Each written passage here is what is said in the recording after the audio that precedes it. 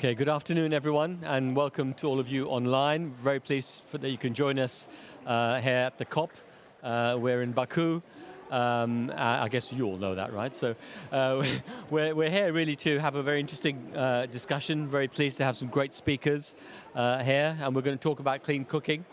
We're going to talk about future growth scenarios as relate to clean cooking. It's a very important topic, as we're all very much aware.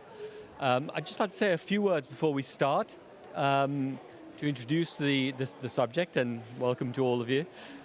We are the Nordic Environment Finance Corporation, Nefco. We are managing a program called the Modern Cooking Facility for Africa. And that pretty much says what we do.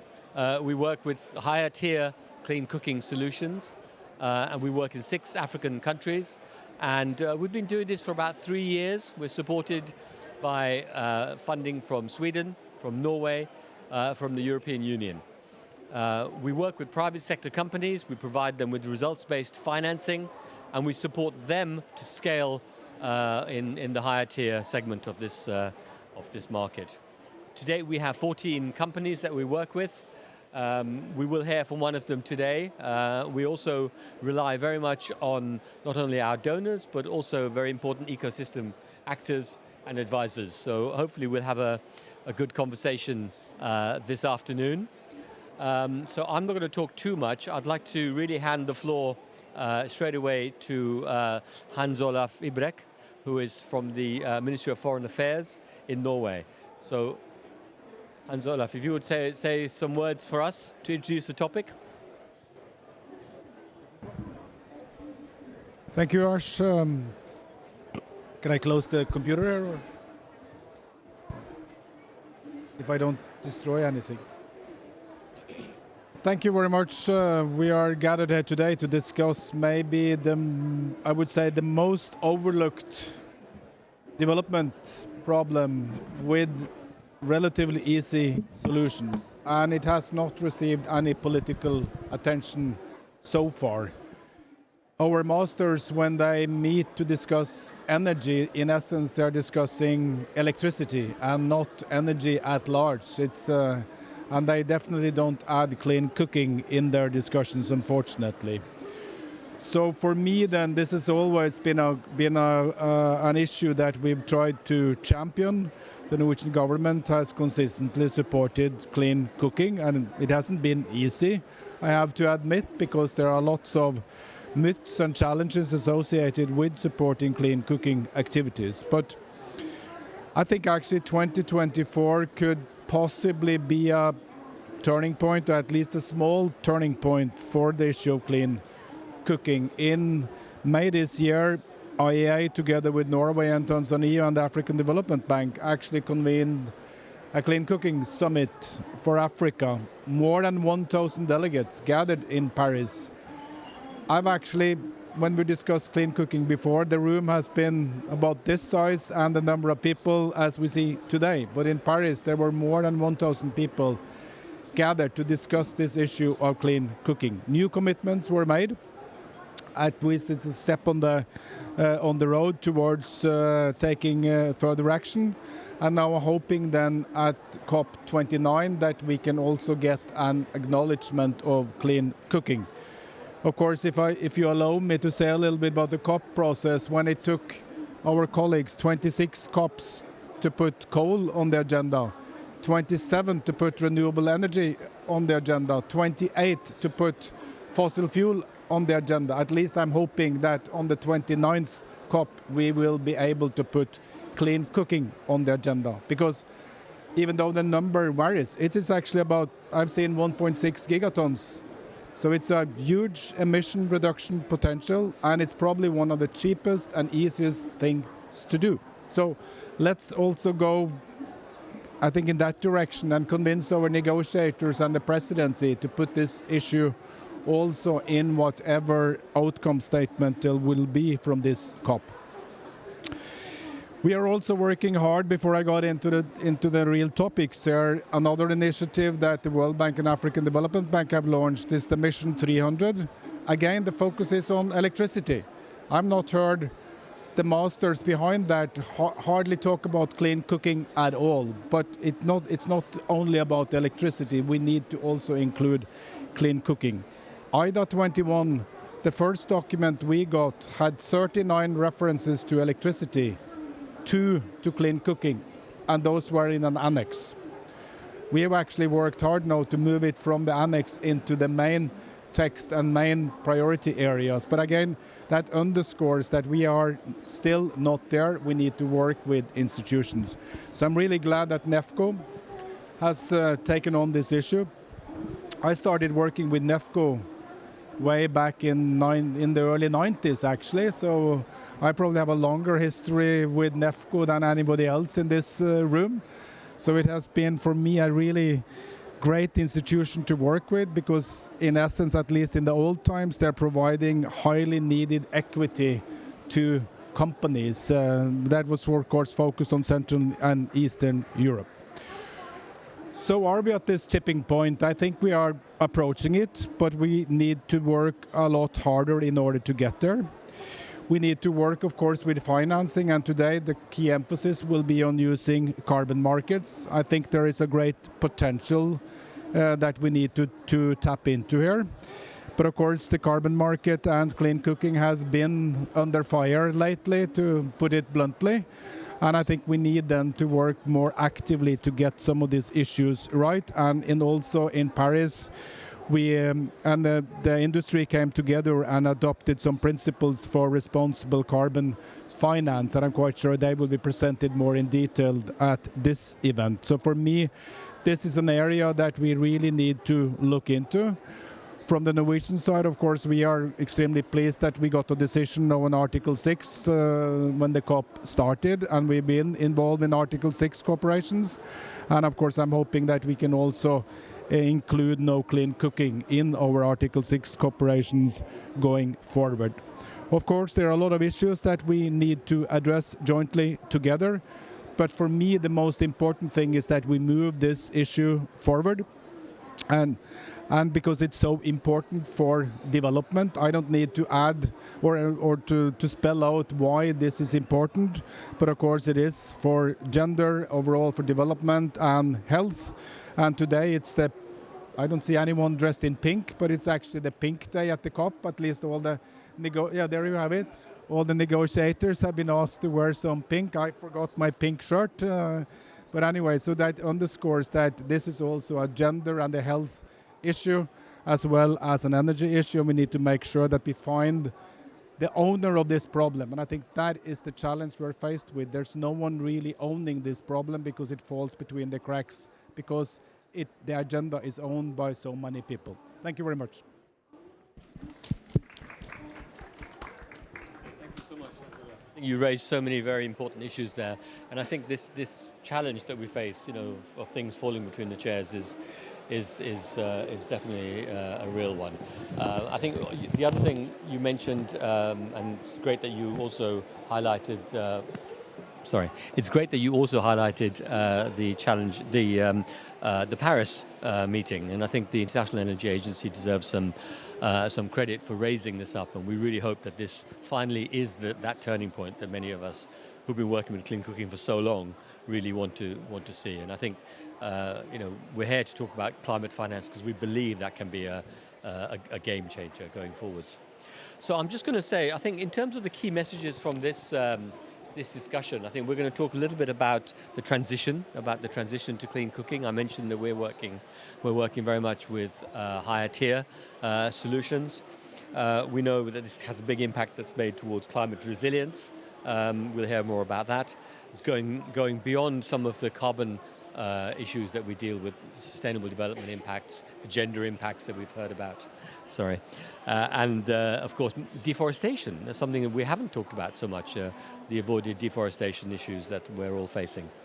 And I think the other issue is that in order to go from the focus that we've had in the past on so-called improved cook stoves, not to denigrate that technology at all, we're talking about the use of traditional biofuels and so forth, and using less of those fuels, really to move towards the higher, what we would call the modern cooking solutions. And we'll hear more about that. So I think I'll move in directly to our panelists. We have three practitioners in this field. I'll move first of all to Maggie. Maggie, you're the head of the gold standard, which is a very important standard setter in this area. And I'd like to ask you three questions, and I'll ask the same three questions actually to our industry representative next, right? So really, just to say that, of course, the carbon market, I think it was alluded to before, the carbon market has suffered, to put it mildly, a crisis of confidence, particularly in the clean cooking space. And we know many of us will be familiar with that situation. Maybe if you could just highlight the work of your organization in terms of helping to rebuild that.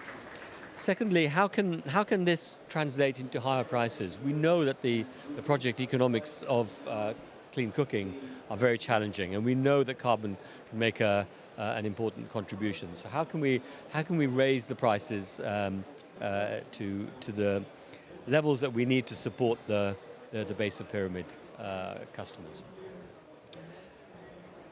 And it's an optional question. I'm not sure we'll have time, but yeah, maybe if you could also comment on the role of tech, of innovation. We know there's a lot going on in terms of stove use monitoring and other technologies.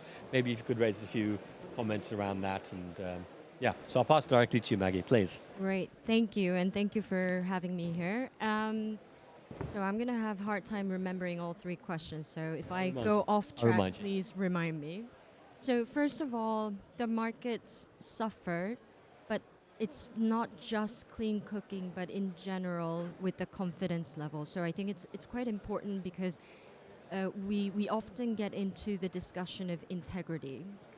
But is it really just the project integrity that's building that confidence? I think it's a wider conversation. I'm actively involved with the market stakeholders because in order for this market to work, and before I jump into the clean cooking in specifics, in order for this to work, the entire value chain of impact delivery agents, from project developers, the local communities, all the way to intermediaries and the demand side, the buyers, all have to act in good faith with good best practices.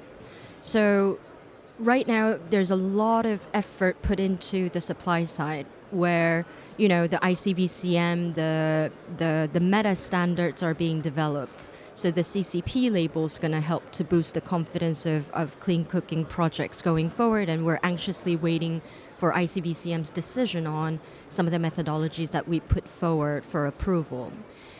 And there's also there's another sort of corner we need to turn, which is the FNRB value. So clarity from UNFCCC will definitely help us to bring that stability to the market, which will lead to confidence by the buyers. And I have a lot to say on that, but I'll probably save that for later. And so Gold Standard's basically been sort of working in all fronts of that value chain, trying to work with different stakeholders to, one, as a standard setter, we need to make sure our standard is up to date, is the best, and also servicing that confidence at a project integrity level. Obviously, those projects that have been with us for very long know how difficult our safeguarding principles are to follow and how onerous the SDG requirements are. But that's going to be all part of that confidence building exercise. So I think the market will correct itself with all these clarities coming through, and we are actively engaging with all those decision bodies and meta standards and also the local stakeholders to make sure we move in that direction. I think your second question is a billion-dollar question. Because how do we reflect all of that hard effort into price? Because I talked about integrity. I'm not sure any one of us can define what integrity means without understanding how this is being used, right? So you can have the highest, you called it high-tier projects, and yet the buyer may use it for wrong purpose or uncredible claim, then the whole project is at risk in how much ever we try. So I think there's an important distinction that we need to make is, yes, we can work on the integrity side of the projects, but then how can we get that reflected in pricing? It is a massive challenge. So it's something that I'm also looking to the audience. If anyone has great idea, I'm willing to, take that effort forward, because the sad reality today is that the buyer's side's claim guidance is not clear.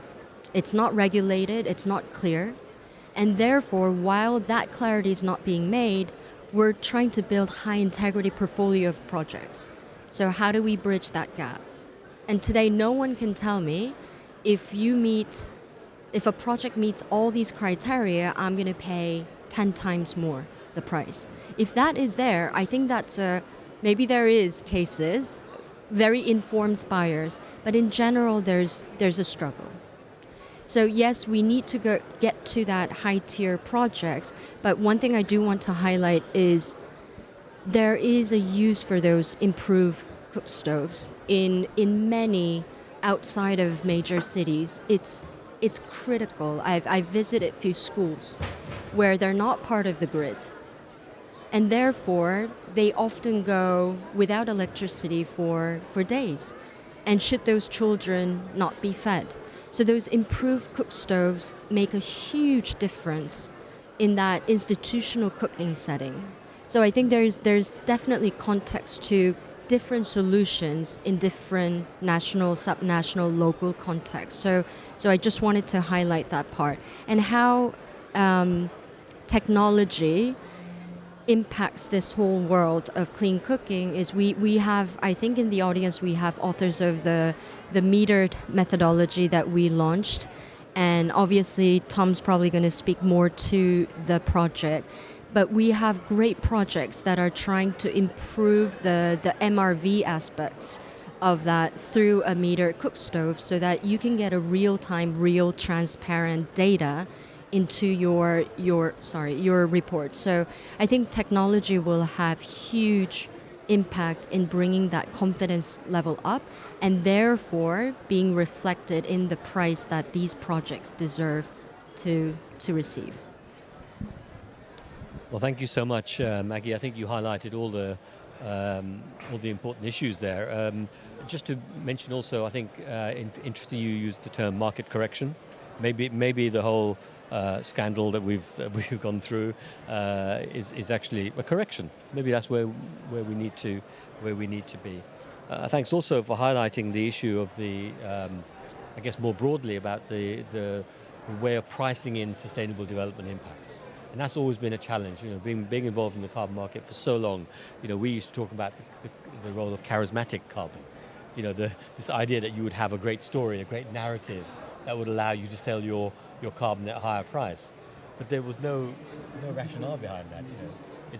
It was very qualitative, and I think this issue still remains. How do you price in all those co-benefits? How do you price in the gender impacts? How do you price in the avoided deforestation? But we're seeing now, and thanks for highlighting, we're seeing that the role of tech and particularly the stove use monitoring could play a part in that by building some of those integrity questions into our discussion.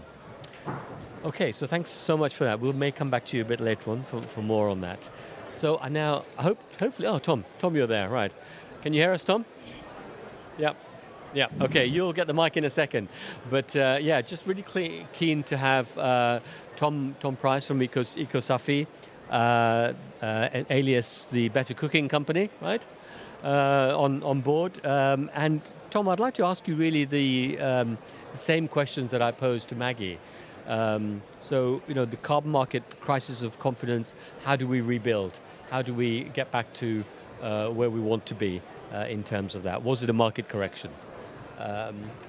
Secondly, how do we translate into higher prices? I know you guys are out there working with this, so maybe if you could share some of your thoughts on that. And finally, anything on the role of technology. So I'll pass over to you directly. Great. Excuse me. Thank you for having me. I'm sorry I'm not able to be there in the room in person. I know there's a bunch of friends that we wanted to see. I think Liz Rumanyika is from Uganda. We're going to be working with there. Hans Olaf said something really important, which is this is, the most overlooked way to impact on climate. I believe it is the case that the largest source of CO2 emissions per household in much of the developing world is just making dinner. It's more CO2 than the entire global aviation industry. So if we're going to solve climate, we have to solve this. The crisis and confidence in the market is, I think, a reflection of the fact that there were many challenges in how the market has approached things in the past. For people that haven't had a chance to look at it yet, the University of California, Berkeley, which published some research on this topic earlier this year, has published a fantastic website you can find on the Berkeley Carbon Trading Project website with very detailed guidance for buyers and developers on how to create the highest integrity and therefore highest value projects. And I want to shout out Maggie and the team at Gold Standard. The metered and measured methodology, I think, is universally agreed to be the gold standard, if you will, of methodologies in terms of high integrity, and how it speaks to our experience, I think, is informative. For those that don't know, we are a fuel utility company. We make a stove. We sell fuel made out of agricultural byproducts. And we became the first metered and measured project that issued credits in Africa in May, 2 days before the Paris event. And the day after that, we became the first and so far only A-rated cookstove project in the world, according to ratings agency B0. So we used UC Berkeley's best practice recommendation, including the best methodology, and have had this outcome. And we have now signed one, and we're about to sign a second multi-year offtake agreement for our emissions reductions at $35 a piece. For reference, that's more than 10 times the market price. And what that says to us, and we believe there's going to be more to follow that. What that says to us is that sophisticated buyers understand there's a fundamental difference between a project that is able to, like we do, measure and track every kilo of clean cooking fuel sold, and then measure how the device was used, and in so doing, prove whether or not the impact took place. FNRB is a big challenge, but it is the rule of the game that we're all playing. And one way that technology can help overcome that, as in our case, is having a much more efficient stove. So this is a biomass cook stove. It cooks like using firewood or charcoal. It's just, obviously, it's very clean. It's a tier 4, tier 5 stove. But it's having that super efficient stove and a strict methodology, and then tracking the utilization that has allowed us to secure multi-year contracts at $35 a piece. And that in turn makes it possible for us to deliver an exceptionally clean cooking solution at a price that is half the cost of cooking with charcoal. And so I think that technology, and I want to give a shout out to our friends at Emerging Cooking Solutions in Zambia, who I know is also an MCFA grantee for their help in helping us figure out how to make this stove. Better technology, better tracking, better reporting of the impacts makes it possible to generate a level of value for the emissions reductions that has not been seen before in this sector.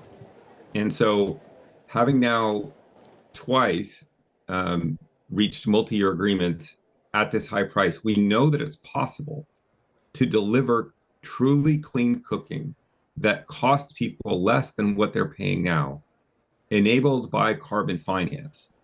Any market grows in sophistication over time. And in the same way that, Henry Ford said you could have any color of Model T as long as it was black. And now today we have, of course, I don't even know how many kinds of cars. As the market grows in sophistication and technology allows greater and greater differentiation, we're going to have a proliferation of solutions that can deliver true impact. It has to be a marriage between the cooking solution, the methodology, and the way to prove the impact so that we can overcome both the skepticism from the buyers and the reduction in FNRB. FNRB basically, if they're not starting with a 3 or a 4, there's probably closer scrutiny that needs to be taken into what those metrics are.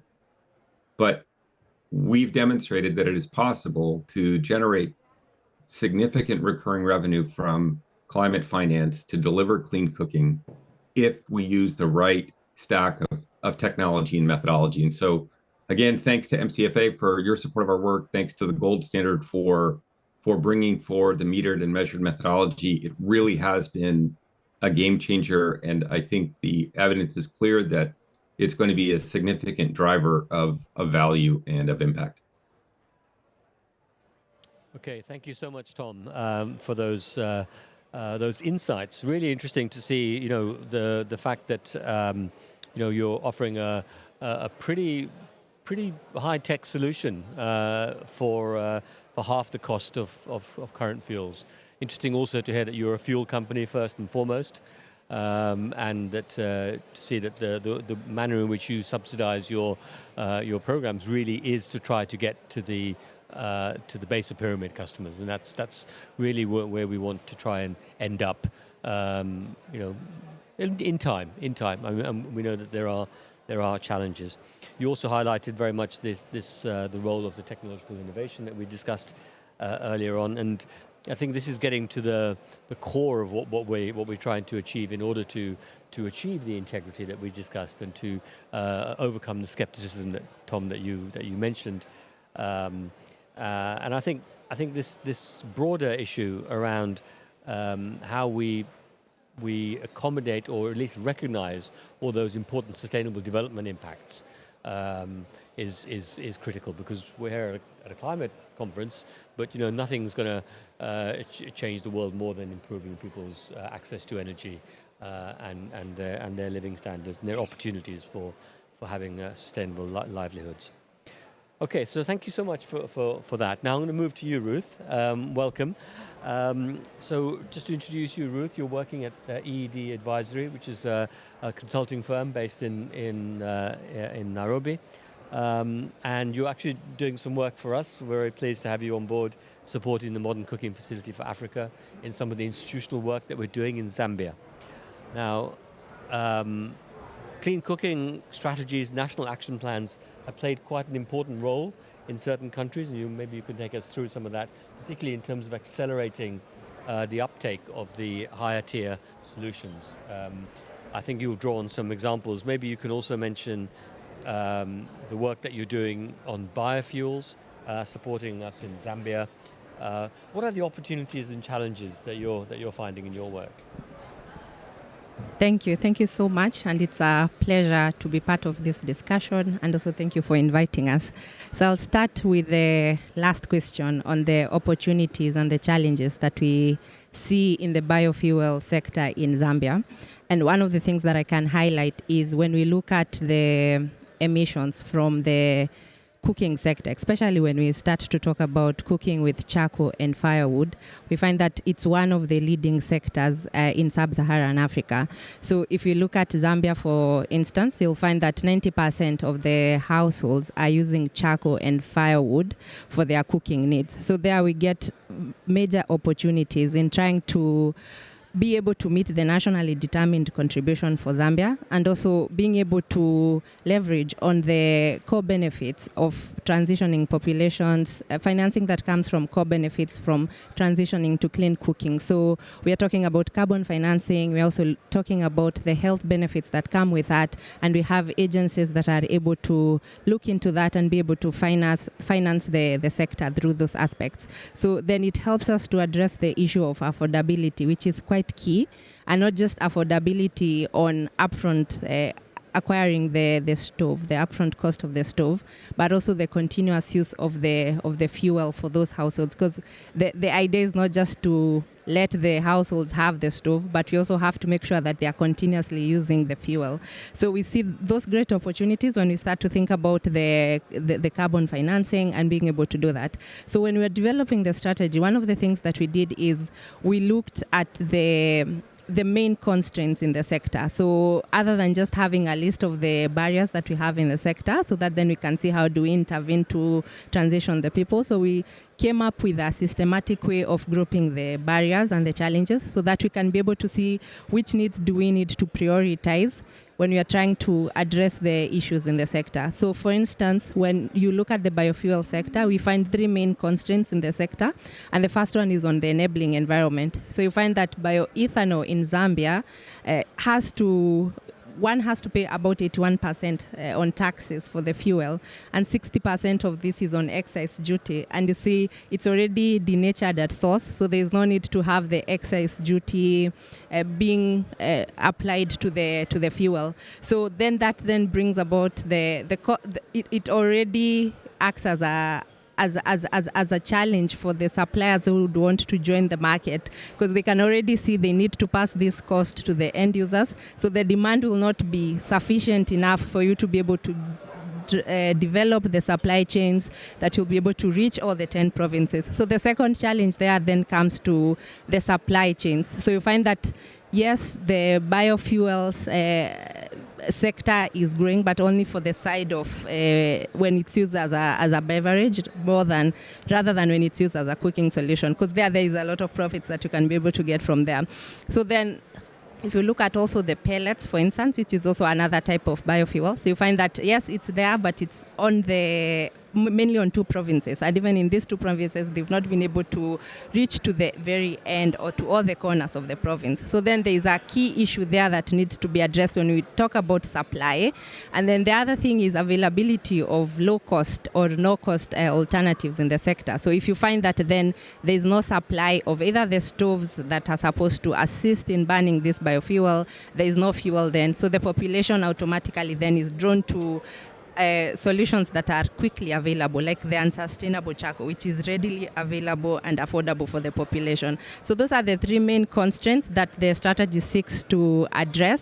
And we also see great opportunities. One, in assisting in reducing the cost of the stoves, for instance. And we have examples that we can draw from Kenya when we look at organizations like private companies like the Cocoa Networks, which was able to leverage on the carbon finance market and was able to bring down the cost of the stove. So initially when we started in 2019, it was around 75 USD, but now it has gone down all the way to 10 to 15 USD. And also we can also see them working towards reducing also the cost of the fuel. So it's competitive with the other fuels that are in the sector. We've also seen this in the manufacturing of electric appliances when we talk about, say, the ban manufacturing. So there's an opportunity there that the government of Zambia can also leverage on to see that these products are available and they are available at an affordable price.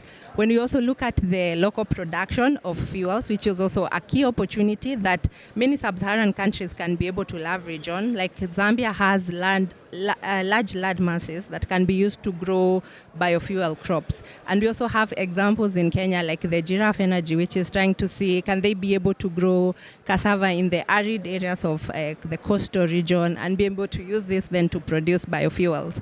So there's a lot there that can also be leveraged upon. And also another advantage with the Zambian market is that charcoal is already being sold at a cost. So you're not introducing a fuel that requires a cost to populations that were previously not paying for this fuel. So that's also another advantage that can be leveraged upon.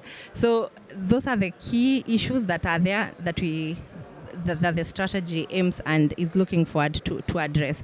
And also to give an example on why also we'll need to address the excise duty. If you look at also Kenya, when we started, they had to remove the 60% excise duty so that then the suppliers can be able to see this as an opportunity to venture into the Kenyan market. And with that being removed, we can see what the sector has been able to achieve within the time that has been there. I've forgotten the first question that you asked. I would request if you could repeat. Yeah, no, I think you answered. We were talking about the role that clean cooking strategies, national action plans have played, and no, I think you answered that already very well. It seems to me it's really important that Kenya and Zambia talk, right? Because there's a lot of south to south interaction, learning that can happen. Because you've seen in Kenya these policies working, and we need to have that or to facilitate that dialogue further in Zambia, because some of these are pretty shocking numbers when you look at the excise duties that are being charged, and you can see what benefits there would be to the Zambian economy and to the people, right? And you mentioned some of the challenges there, but also the opportunities and what success can look like. You can see what bioethanol is doing already in Kenya. So yeah. Thank you.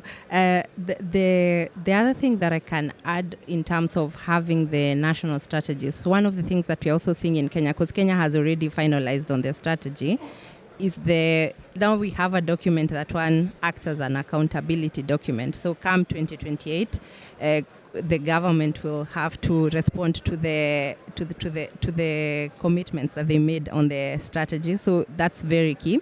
It has also helped to bring the different actors in the sector together and have one goal that is now to push for clean cooking, because you find that cooking is not just a responsibility of the Ministry of Energy. So you find that we need to talk to the Ministry of Health. For instance, in Kenya, they are now reporting around 23,000 annual deaths that are attributable to household air pollution. So then it's an issue that then the ministry is already working towards. So we now have a document that brings all the actors together, and also for the investors, even in this room. For instance, if someone would like to push for a certain agenda, then the strategy already has some action plans, points that can be able to be implemented, and then we can be able to see the changes. Yes, thanks. That's great. Thank you so much for that. While you have the mic, maybe I could just ask you, in terms of, we're talking about carbon financing and the opportunities therein, and I think what's the sort of carbon finance angle in terms of the energy transition strategy being supported by carbon finance in Kenya? And I know Zambia is very interested in taking this forward. What sort of movements can you see in the Article 6 space? Probably 6.2, I guess.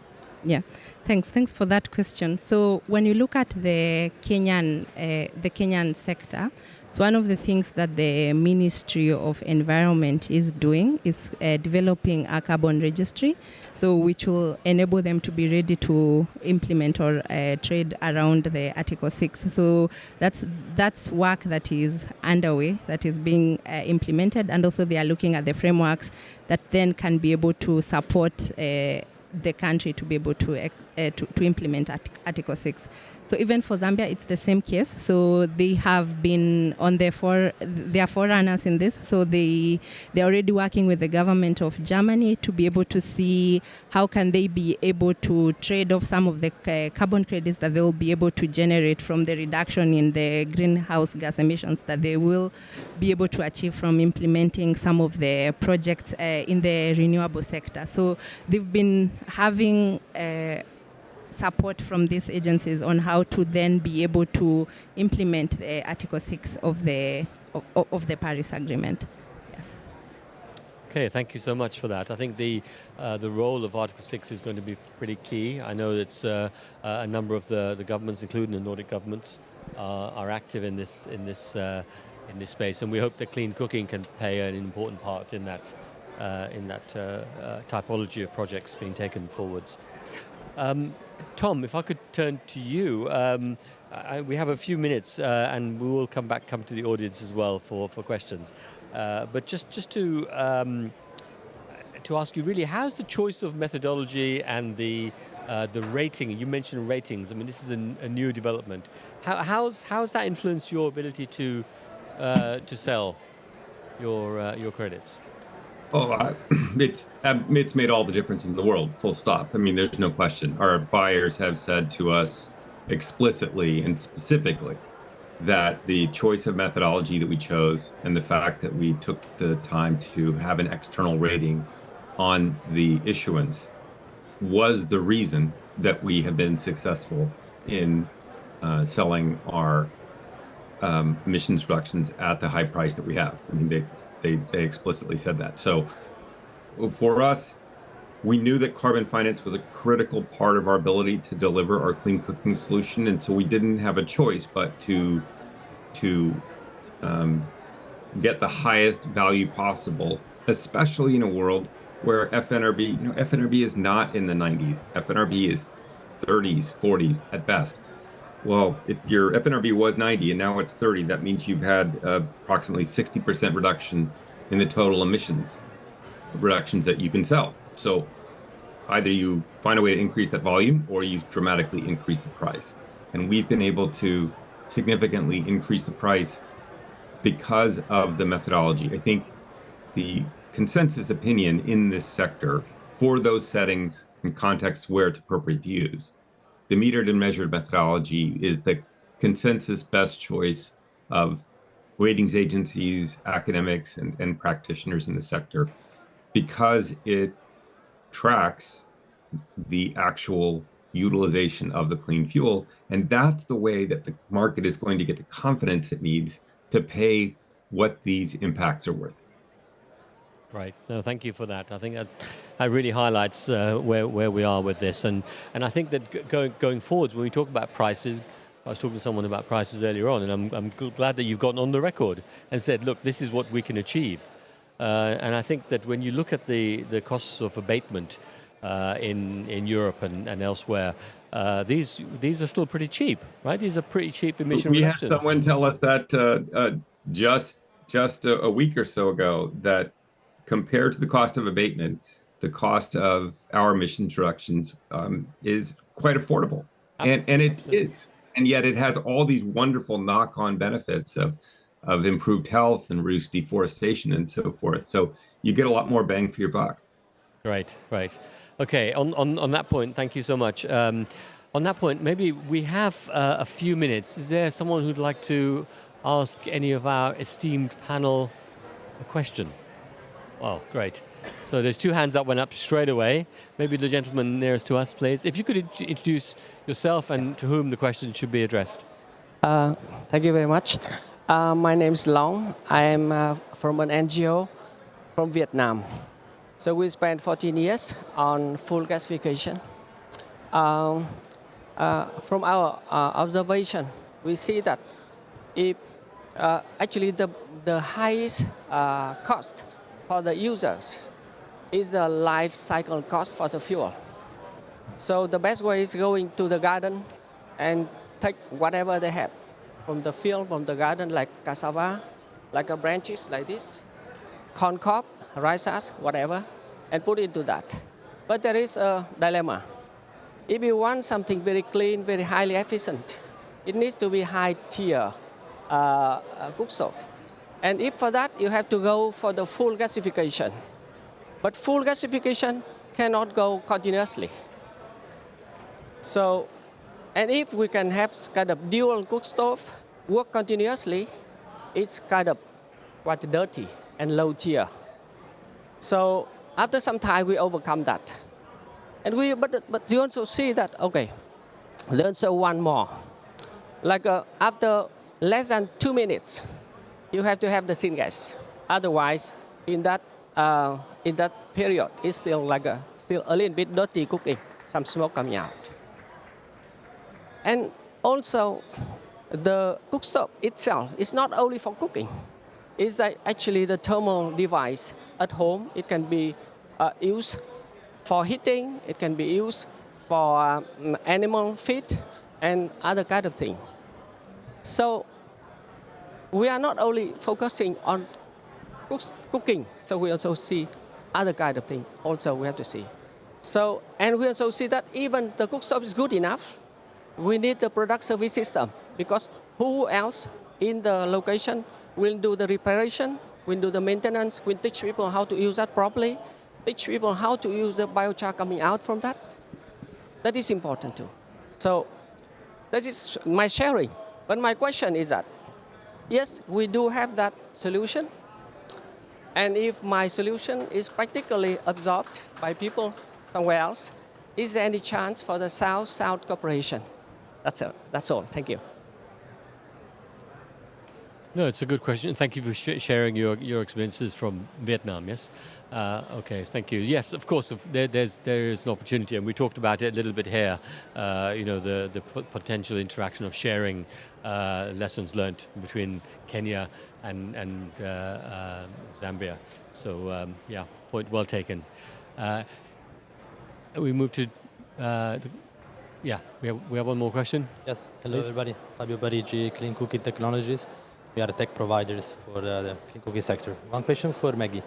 There were discussions on tokenization and fragmentization, the data and the opportunity to anticipate the value distribution of the market of the carbon money. What are your thoughts and updates on that? Thank you. I think it sort of goes back to the original question on role of technology and digitization, because in order to really accommodate the projects like Tom's, in order to bring that real transparency and efficiency in the whole process, end-to-end process has to be digitized. So that's my and Gold Standard's big ambition, to enable that as a standard, because the process we hold and we enable go from standard setting, rule setting, all the way to certification management, where the monitoring and verification and reporting gets done, and then it sits in a registry that's enabled to connect with other digital ecosystems. So for me, I think that's the first step. Obviously, as a small NGO, there's a lot of constraint in how we can do that fast enough. And then comes the question of different technologies and tokenization. I'm not sure if we're talking about the same tokenization. So tokenization, I do think it's a way to capture information and data, right? And whether it becomes a tokenized form of digital asset versus how it's going to be used later on, it's more for the demand side and the trading platforms to decide. And as an organization, are we going to enable that is a fierce discussion we're having internally, because basically what a carbon credit is today is exactly that. It's an asset that holds all that information, but it's just unfortunately done all manually today, or mostly manually today. So certainly there's a industry level efforts to move towards that digitization. In that very important point I want to highlight is, in any digitalization process, we often unintentionally marginalize certain population. So we live in a world, digitization and use of AI and tokenization and blockchain technologies like right next door, whereas there are countries and communities that operate in a completely non-digital world where having that digital monitoring is basically stolen every 2 weeks. So how do we make sure, while we digitize and build that confidence in the market for the buyers, that we don't forget why these projects are so impactful on the ground, and how we can be inclusive in making sure those small projects or those very remote projects don't get rooted out in that whole process and benefit the digitized world that we're heading towards. Sorry, I think we're almost out of time, but there's a lady in the front there. Sorry, if you don't mind, to have a question from the lady here. And then I think we'll wrap up. So if you could make your question brief, please. Sure. Thank you. I have an observation more than a question. I like everything that has been spoken about in this space, particularly around just that clarity that we seek on the carbon markets, and also bringing clean cooking up to the level. And I also like Tom's comment on, thinking about it from a household perspective. I work at Habitat for Humanity International, and our focus is housing. And a home is not complete without basic services. And so the comments that I want to make in this conversation is potentially collaborating with organizations like Tom's and others that are working at the household level, because impact will start there as we figure out everything else. Because what happens is we are sorting out the ecosystem and saving lives while we figure out how to leverage on the carbon markets as they come up. And once we start at that household level, then we have opportunities for scaling and therefore being able to get as much as we can from the carbon markets. So just making a comment and also saying I welcome conversations. I'm not sure where Tom is, but I'm sure I'll get that information later, and hopefully we can collaborate to see that we incorporate that in adequate housing. Thank you. Thank you so much, and we'll certainly make sure you get that connection. So do talk to us. Okay, I'm conscious of time. I'd like to thank everyone. I think we've learned a lot. It's been really interesting also for me, and I think I'm most energized about the interaction, the South-South discussion that we had, and the real opportunities that we have for learning. And learning is the byword, because we're working now with 14 companies. We know that they'll do the heavy lifting. We know that they're the ones that are struggling, facing everyday challenges. We've seen some of the horrific excise duties they face. We know all about the last mile challenges, and of course the elephant in the room is always affordability. So what we'd like to do really is to come back to you in future years, keep you informed how we're doing, how they're doing, and to keep on learning. So thanks one and all. Thanks for the speakers, for your incredible observations and insights, and thanks to the audience, both here in Baku and online, for listening. So I wish you all a good COP. Thank you. Stay online for a family. Tom, will you stay online?